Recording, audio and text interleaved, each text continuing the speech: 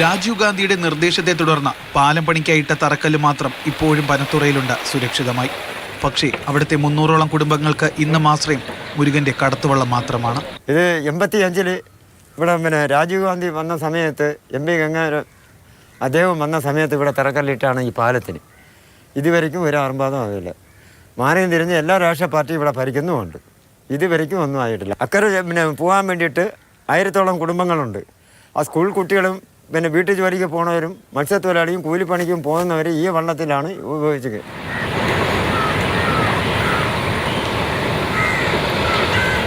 200ഓളം കുട്ടികളാണ് ദിനംപ്രതി സ്കൂളിൽ പോകാൻ ഈ കടത്തുവള്ളം ആശ്രയിക്കുന്നത്. പാലമില്ലാത്തത് കൊണ്ട് മാത്രമാണ് ഒട്ടും സുരക്ഷിതമല്ലാത്ത ഈ മാർഗം അവർ ആശ്രയിക്കുന്നത്. നമ്മൾ 2 വർഷം കൊണ്ട് ഇതിലെ കൂടെ വള്ളത്തിലാണ് പോണത്. പിന്നെ വേറെ വഴിയില്ല. പഠിക്കാൻ ഭയങ്കര ആഗ്രഹം ഉണ്ടാകുന്ന ഇത്രയും കഷ്ടമില്ല പോണ കാറ്റത്തും മഴയത്തും. ഒരു 150-100 പേര് വിദ്യാർത്ഥികൾ ഇതിലെ കൂടെയാണ് പോണത്.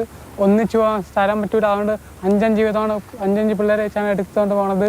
സ്കൂൾ കുട്ടികൾ മാത്രമല്ല, കരമനയാറിനും കടലിനും മധ്യയുള്ള ഈ പ്രദേശത്ത് താമസിക്കുന്ന 300ഓളം കുടുംബങ്ങൾക്ക് പുറം ലോകത്തേക്ക് എത്താനുള്ള പ്രധാന മാർഗവും ഈ കടത്തുവള്ളമാണ്. നമ്മൾ ജനിച്ച കാലം മുതലേ കടത്തുവള്ളത്തിലാണ് പോണത്. പക്ഷേ ആളില്ല, വന്ന് കാത്തു കിടന്നില്ലെങ്കിൽ കുറേ നടന്ന് തോടും വെള്ളവും കഴിഞ്ഞാലേ പോകാൻ പറ്റുള്ളൂ. 100-300 സ്കൂൾ പിള്ളേരുണ്ട്. അവർക്കാണ് ഒന്ന് മെയിൻ പാലത്തിന് ആവശ്യം.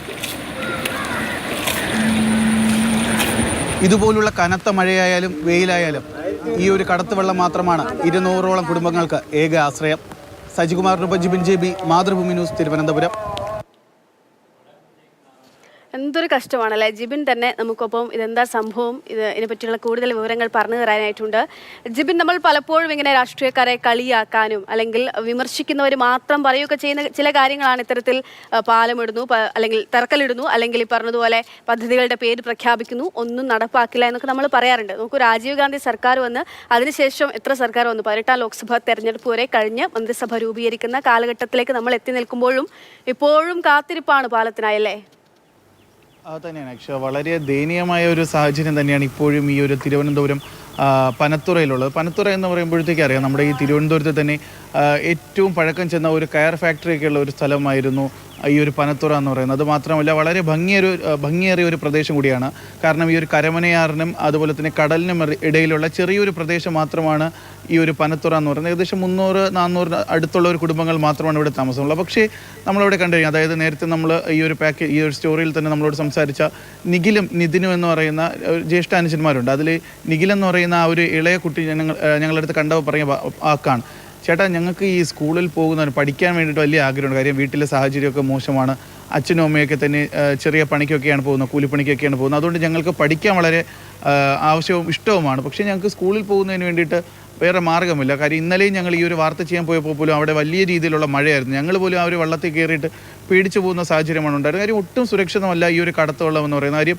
ഒരു വലിയ, അതായത് കരമനയാറിന് കുറുകെയാണ് ഈ ഒരു കടത്തുവള്ളം ഉള്ളത്. വെറും ഒരു കയറും അതിനൊരു കടത്തുകാരനുണ്ട്, കോർപ്പറേഷൻ ചുമതലപ്പെടുത്തിയിട്ടുള്ള ഒരു കടത്തുകാരനുണ്ട്. പക്ഷേ ഒരു മഴ പെയ്തിരിക്കണം, നമ്മളൊരു കുട പിടിച്ചിട്ടുണ്ടെങ്കിൽ പോലും ആ ഒരു കുടയിൽ കാറ്റ് പിടിച്ചുകൊണ്ട് ഈ ഒരു വള്ളത്തെ മറ്റ് കരയിലേക്ക് കൊണ്ടുപോകുന്ന ഒരു സാഹചര്യമാണുള്ളത്. അതുകൊണ്ട് തന്നെ സ്കൂൾ തുറന്ന കാലഘട്ടമാണ്, കാലവർഷം എത്തിയിട്ടുണ്ട്, ശക്തമായ കാറ്റുമൊക്കെ തന്നെ വരാനുള്ള സാഹചര്യങ്ങളുണ്ട്. പക്ഷേ എത്രത്തോളം നമ്മുടെ ഈ കുട്ടികൾ സുരക്ഷിതരാണ് എന്നുള്ള കാര്യമാണ് എടുത്തു പറയേണ്ടത്. അവർക്ക് സ്കൂളിൽ പോകണമെങ്കിൽ, അത് മാത്രമല്ല ഈ ചെറിയ പണിക്ക് പോകുന്ന ആൾക്കാരുണ്ട്, പ്രധാനമായും ഇവിടെ മത്സ്യബന്ധനത്തെ ആശ്രയിച്ച് ജീവിക്കുന്നവരുണ്ട്, അതുപോലെ തന്നെ മറ്റ് വീട്ടുജോലിക്കൊക്കെ പോകുന്ന ആൾക്കാരാണ് കൂടുതലായി ഈ ഒരു പ്രദേശത്ത്, പനത്തുറ എന്ന് പറയുന്ന പ്രദേശത്ത് താമസമുള്ളത്.